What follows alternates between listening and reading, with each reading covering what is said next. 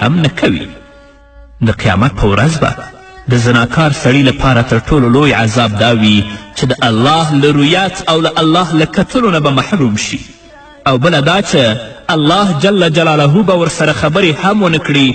الله په صورت مطففین کې په 15 آیت کې فرمایي کلا انهم عن ربهم یومئذ لمحجوبون.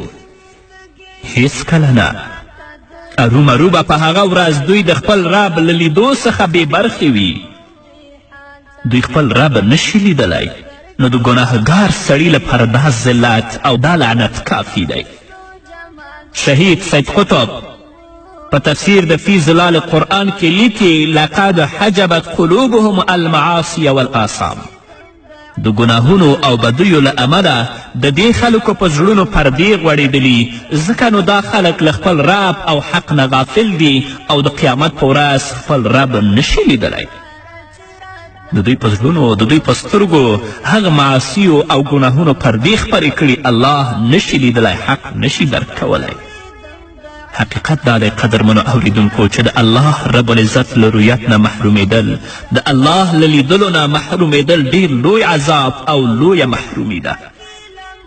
د مسلم حدیث دی، حضرت ابو هریره رضی الله تعالی عنه د رسول اکرم صلی الله علیه وسلم نه روایت کوي چې محمد رسول الله صلی الله علیه وسلم وفرمایل 3 کسان داسې دي چې الله ورسره د قیامت په ورځ خبرې نه کوي، نه یې له ګناهونو پاکوي او نه ورته د رحمت په نظر ګوري. هغه 3 کسان په هغو کې لومړنی بوډا زناکار دی چې په ګیره کې سپین لګېدلي اما د فساد نه لاس نه دی اخیستی. دویم په هغو کې دروغجن پادشاه دی چې تل لپاره د خپل ملت او د خپل رعیت په دروغو باندې دوکه کوي. دریم په هغو کې پر ځمکه په کبر سره تلونکی دی. نو درنو ځوانانو، راشئ د خپلې ځواني ساتنه وکړئ او د خپلې ځواني ساتنه په څه؟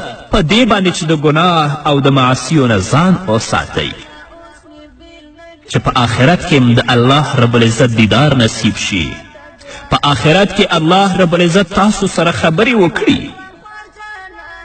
او هغه کسان چې نن ورځ په دنیوي ژوند باندې دوکه شوي، په خپلې ځواني باندې دوکه شوي، په کبر او په غرور باندې په ځمکه ګرځي، په فساد په منکراتو کې اخته دي، نو هغوی د الله رب العزت له لیدلو نه محروم دي. الله رب العزت به ورسره خبرې هم نه کوي او د الله له رویت او له کتلو نه محرومېدل ډېر لوی عذاب او ډېره لویه رسوایي ده. الله دې موږ ته د خپل رویت او لیدل نصیب کړي.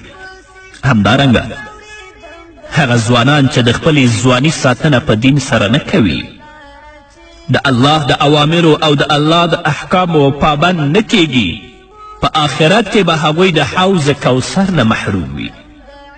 محمد رسول الله صلی الله علیه وسلم به ټولو ته اوبه ورکوي، خو دوی ته به یې نه ورکوي. د بخاري حدیث دی، حضرت انس رضی الله تعالی عنه نه روایت دی چې محمد رسول الله صلی الله علیه وسلم وفرمایل چې د قیامت په ورځ به زما د امت ځینې خلک ما ته راوستل شي او زه به د حوض کوثر په خوا کې ولاړ یم.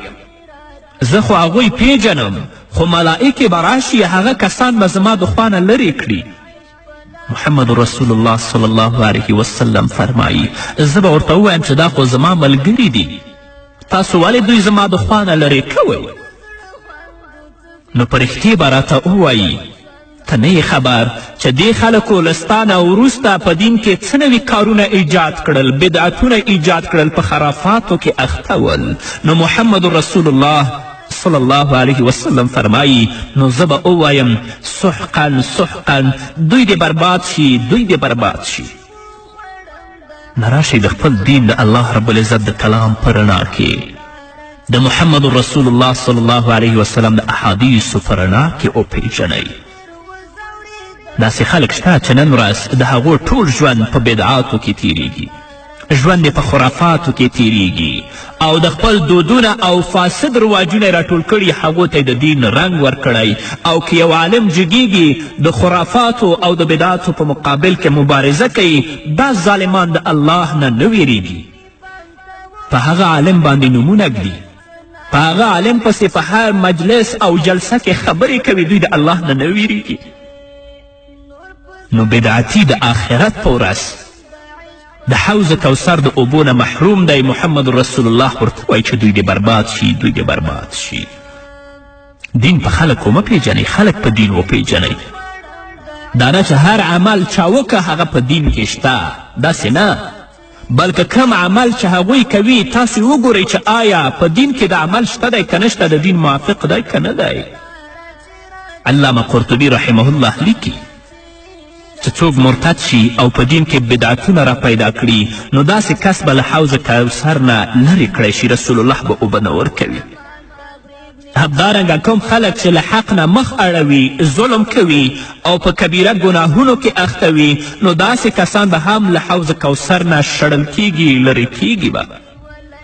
د الله رب العزت نافرمانه بنده به له قبر څخه د تندې په حالت کې راپورته کیږي او کله چې د اوبو څکلو لپاره د حوض کوثر خواته ورشي نو له هغه ځایه به وشړل شي او داسې کس ته به د خپلو عملونو سزا الله رب العزت ورکوي.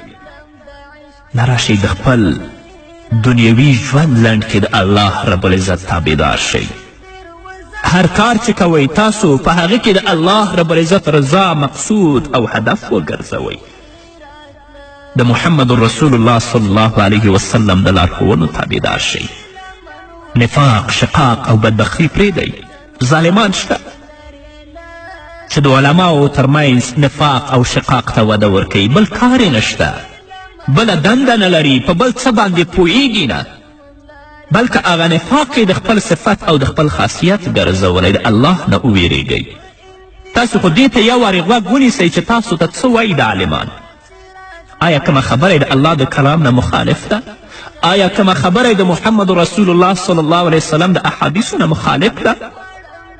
نو درنو ځوانانو ته زه دا سپارښتنه لرم، دا توصیه ورته لرم چې راشئ د خپلې ځواني ساتنه په دین سره وکړئ. د هر لاابالي خبرو پسې مه ګرځئ. هر څه چې هغوی درته ووایي تاسو په غوږ کې ونیسئ. د الله کلام پرانیزئ، د محمد رسول الله صلی الله علیه وسلم احادیث پرانیزئ چې الله او د الله رسول تاسو ته څه پیغام لري او په فروعي مسائلو کې فقې ته رجوع وکړئ. د دنیا په ژوند باندې کله هم مه دوکه کیږئ. حضرت ابو موسی اشعری رضی الله تعالی عنه د رسول اکرم صلی الله علیه وسلم نه روایت کوي چې محمد رسول الله وفرمایل کله چې دوزخیان په دوزخ کې راټول کړی شي او هلته مسلمان هم وي په دوزخ کې، البته ګنهګار مسلمان، نو کافران به ورته ووایي آیا تاسې مسلمانان نه وئ؟ نن ورځ تاسو ولې موږ سره په جهنم کې یو ځای شوي یاست؟ تاسو خو به په دنیا کې موږ ته ښې لارې راښودلې. هغوی به ورته وایي هو موږ مسلمانان وو خو د خپلو ګناهونو په وجه دې ځای ته راغلو. راشئ په دنیا کې داسې عملونه وکړئ چې الله رب العزت هم د سره د جهنم نه وساتي. داسې نه چې په جهنم کې موږ پورې کفار او مشرکین وخاندي.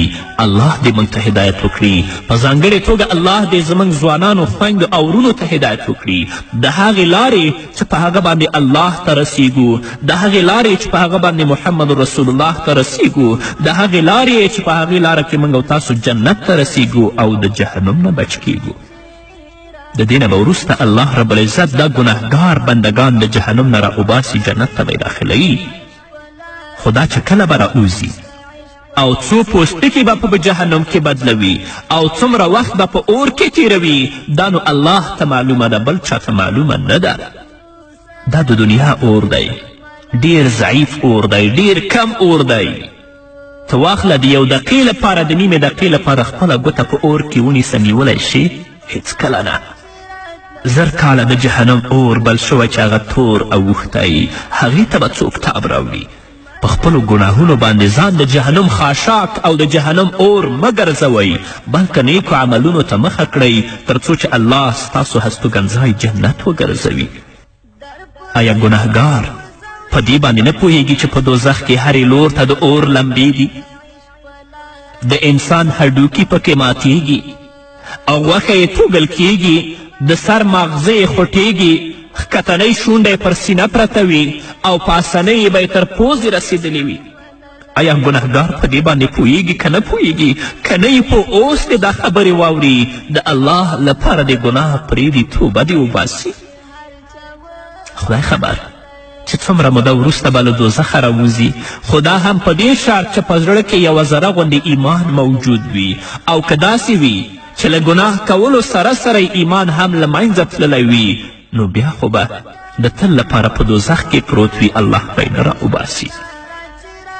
راشئ د خپلې ځواني ساتنه وکړئ.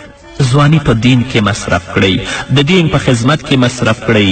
د دې پر ځای چې تاسو ځواني په فساد، په منکرات او د فجایع په خپرولو کې مصرفوئ، په ځواني کې ځان د دین او د اسلام خادمان وګرځوئ. د صحابه کرامو رضی الله عنهم سیرتونه ولولئ، د هغه نه یو نیک برداشت وکړئ او په ژوند کې د هغو کړنې عملي کړئ. د دې خپرونو په شروع کې ما تاسو ته د محمد رسول الله صلی الله علیه وسلم حدیث لوستی و چې رسول اکرم صلی الله علیه وسلم فرمایي چې د قیامت په ورځ به انسان تر هغې له ځمکې قدم پورته نه کړي تر څو چې د څلورو پوښتنو ځواب ورنه کړي. عن عمره فیما افناه، د عمر نه پوښتنه کیږي چې دا عمر تا په څه کې فنا که. وعن شبابه فیما ابلاه، دا چې خپله ځواني یې په څه شي کې برباد کړه، د موسیقي او د سندرو او د فلمونو په اوریدلو کې یا د دین په خدمت کې. وعن ماله من أين اکتسبه وفيما انفقه، دا چې مال یې له کومه ځایه لاسته راوړی او په کوم ځای کې لګولی دی. که مال د حلالې لارې نه لاسته راوړی او په حلاله لار کې لګولی وي، الله څخه به کامیاب وي. او که په سود و رشوت او په فساد یې لاسته راوړی او په فساد کې لګولی وي، د الله نه به قدم ونشي خوځولی. څلورم وعن علمه ماذا عمل فيه، د علم نه به پوښتنه کیږي چې په خپل علم او په خپل زده کړې څومره عمل کړی. آیا د خلکو د اتحاد او د اتفاق لپاره کار کړی، د الله دین الله ته رسولی دی، او که د خپل علم په دې کې مصرف کړی چې د خلکو ترمنځ شقاق او نفاق او بدبختي ته وده ورکړي او د علماو ترمنځ نفاق خپور کړي، الله به د دې نه پوښتنه کوي، خپل قدم به د آخرت په ورځ نشي خوځولی. نو زه حاسدینو ته متعصبینو ته دا پیغام لرم چې د الله نه وویریږئ، وخت د توبې لرئ. تاسو خو یو وار واورئ، د غوږ نه د غفلت پردې لرې کړئ، د سترګو نه د غفلت پردې لرې کړئ، واورئ او وینئ چې حقاني علما څه درته وایي، کومه خبره د دین نه خلاف ده. ولې دې حسد، ولې دې تعصب، ولې دې بخل تاسو په دې باندې باعث کړي یاستئ چې د خلکو ترمنځ او د علماو ترمنځ نفاق ته وده ورکړئ. د دې علم نه به الله رب العزت د آخرت په ورځ تاسو نه پوښتنه کوي چې څومره عمل په دې علم کړی. الله دې په موږ رحم وکړي، الله دې موږ ته د نیک